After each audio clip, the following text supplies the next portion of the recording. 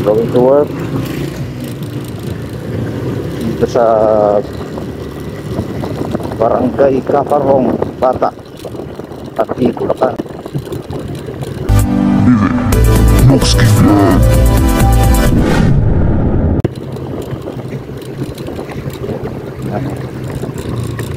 Ayan yung barangay hall nila,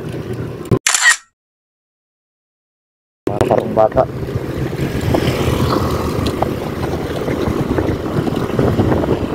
Daan na to pababa.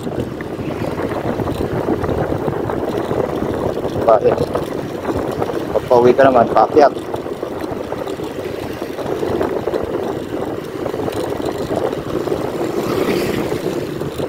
Tayo araw-araw dumadaan.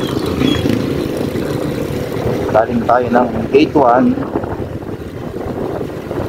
Tapos ikot pa tayo, bali nasa 2 kilometers pa yung gate 3. Kasi nasa gate 3 yung posting natin.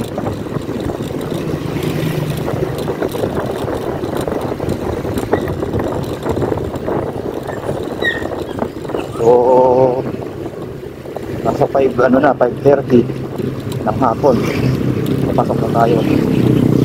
6 PM kasi pasok natin. Kaya dito tayo. So, may maliit na daan ako. Pero ito na ang gate 3.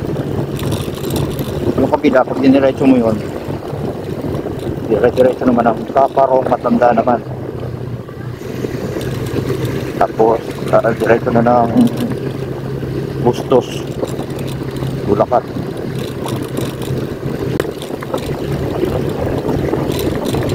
Tapos malapit din dito yung Pabahay dito sa Pandi, Bulacan. Sa dulo nito yung Pabahay. Medyo liblib na dito. Kaya makikita nyo naman, wala na mga higalong bahay. Tapos palaging ilaw dito, walang poste. Kaya napakabilib dito pagkagal. Yan, yan sa gabi.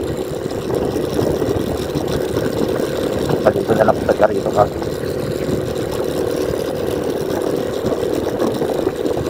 Yan, dito na tayo.